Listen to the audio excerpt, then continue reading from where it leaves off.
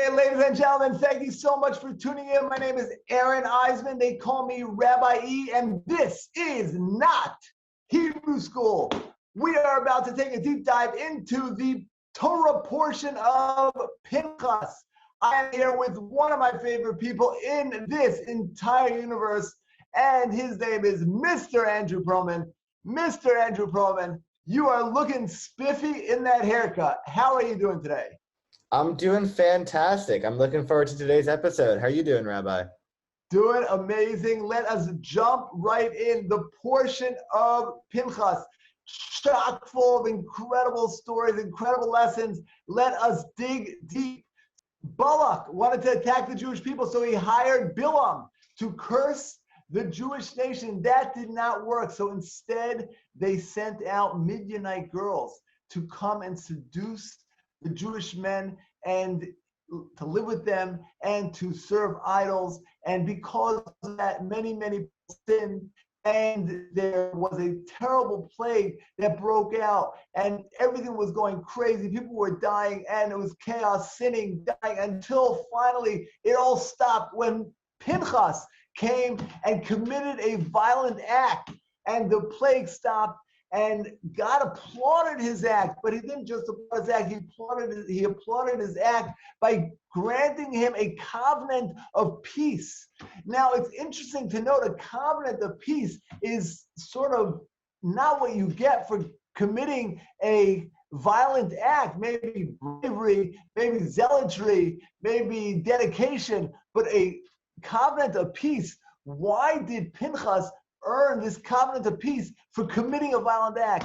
And there's a beautiful idea within Judaism that everything we see and do affects us. You know, that's why we're so careful about what we see on the internet, what kind of movies we see, violence,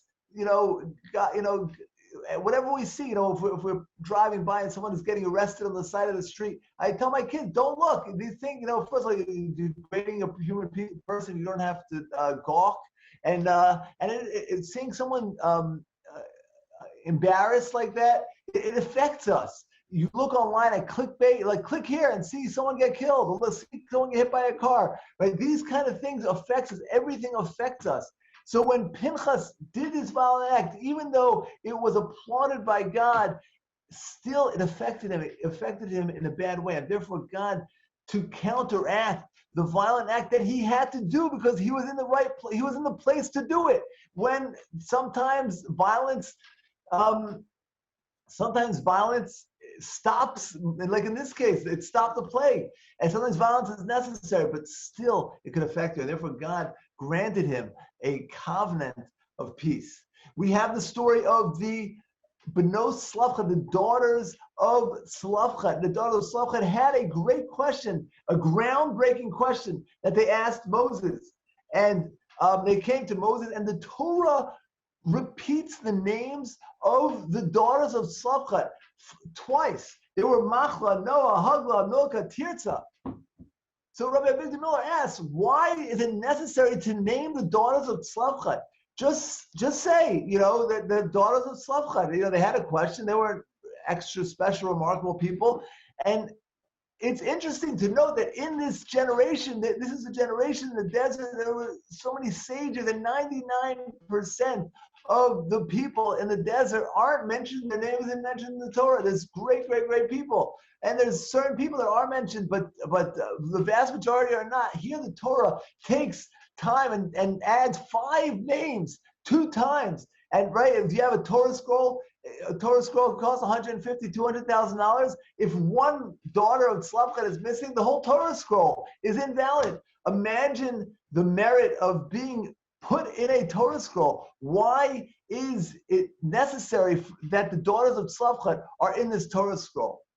And he answers a beautiful thing, and that is an important lesson, that we are really all in a Torah scroll. We are writing our own personal Torah scroll. The Torah includes them to tell us that they're average people just trying their best. They ask a good question. Let's give them the credit. Let's notice them. Everything we do is written down.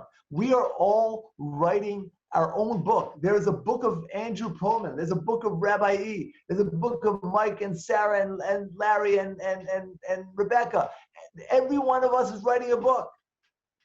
Every one of us is writing a book, and every single one of our actions is being written down. And the message of naming the daughter of Slavchat is, you matter. It seems like a lot of pressure, and it is a lot of pressure, but it's such a great opportunity. Everything I do today is going to be passed down. We also see from the daughters of Slavchat, they didn't only say their name, it says their ancestors back to Joseph. 7 generations, it traces them back. Why 7 generations? Again, to say this idea that 7 generations back, why would they, their question was based on the fact they loved Israel. They wanted a portion in the land of Israel. So why trace it back to Joseph? Because where did they get their love for the land of Israel? They got it from their ancestor Joseph. Joseph, if you remember, Joseph was the leader of Egypt, and he died in Egypt, but he made his children swear to bring him back to Israel. And when the Jewish people left Egypt, Moses was busy with collecting the bones of Joseph to bring them to Israel. So that value system was passed down. So look at this investment that we have, my friends, that you do something, you think you smile at the mailman. So then that's a beautiful thing, but that's not it. When you smile at the mailman, your children see you smiling at the mailman, and you are a smiler at the mailman. So your children become mailman smilers, and then their children, and then their children, and then 7 generations from now, when God willing we're in the next world, we are still getting credit for the fact that our children are smiling at the mailman or whatever's delivering mail in 7 generations. Maybe they're smiling at a robot or at a drone, right? That's probably not 7 generations, it's probably closer. But anyway, right? Whatever, they're smiling at people. They're being kind and caring and considerate and compassionate. Why? Because 7 generations ago, you inculcated in your children this value system. So the Torah is telling you their names, and not only their names of their ancestors, to tell you our actions matter. And the actions of your children and your grandchildren, your great-grandchildren, every action we do creates an incredible energy that just goes on forever. So that is the story of the daughters of Slavchat. I just want to point out another message from the daughters of Slavchat. It's an interesting thing when the daughters of Slavchat asked Moses, they asked him this question, and Moses was dumbfounded. He didn't know what to do, and he went and asked God. But there's a beautiful idea that the commentaries bring down, that Moses actually asked God because he was afraid that he was biased. He didn't want to rule on a case when he's biased. How is he biased? Because the daughters of Slavchat prefaced their question with the fact that our father died. But he didn't die from the story of Korah. A couple Parshas ago, Korah waged an argument with Moses, and many people died. And they said, "Oh, he wasn't involved in that." And Moses was afraid from that. Oh wow, he was on my side. He might feel biased to these daughters.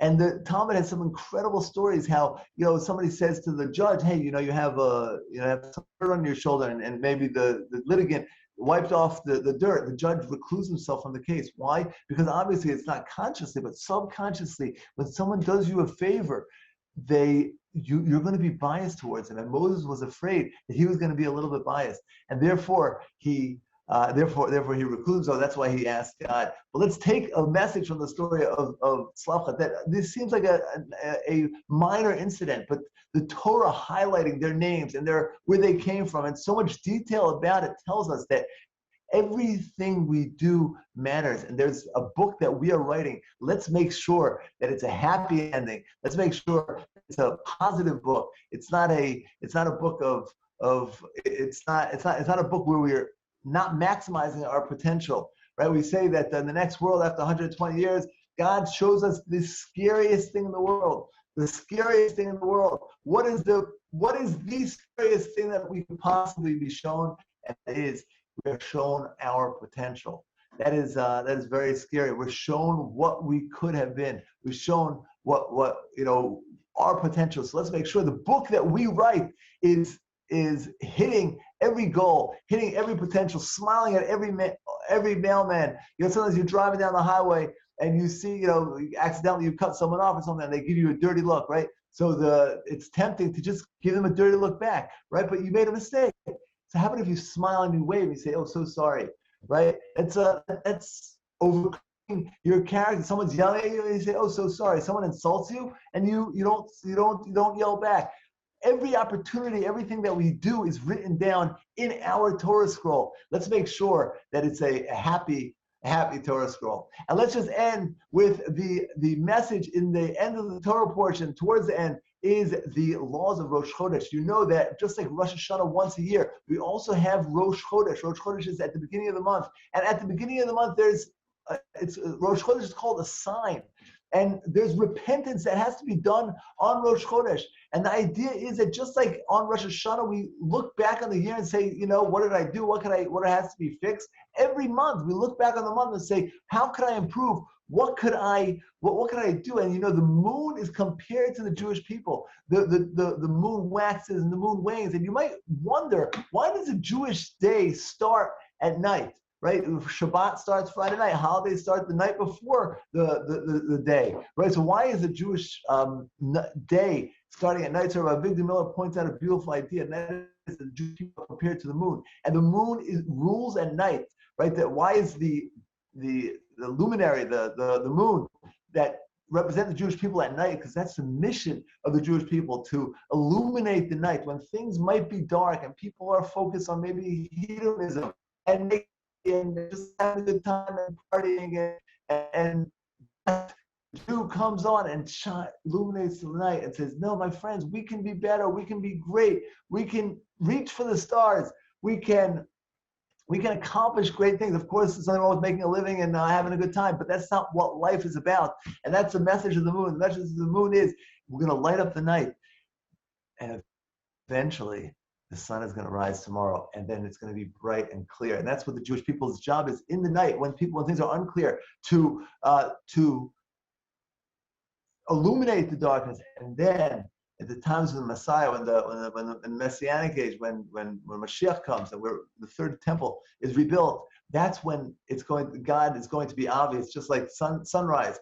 That God's glory is going to be obvious. Let's seize the opportunity for the night, because it's a tremendous honor to shine when things are dark. It's easier to serve God when God is obvious. The real challenge, imagine a king who's in exile, right? A king who's off the throne. People who worship the king or are subservient to the king, even though the king is not in power and can't chop your head off. So those people are obviously more dear and dedicated to the king. But when you serve the king when you have to, so then that's a little bit less. So right now we have an opportunity in the darkness to bring light to the darkness, serve God when things are dark, and that is the message of Rosh Chodesh and the message of the Jewish people, that let's light up the night and merit very, very soon to live in a world where morals, ethics, values, acting godly, acting holy, acting spiritual is the easiest and most obvious thing to do.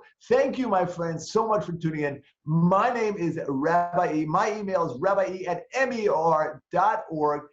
If you leave us a review online, we would be very grateful to you, and we would have tremendous gratitude. Feel free to reach out. Thank you so much for tuning in.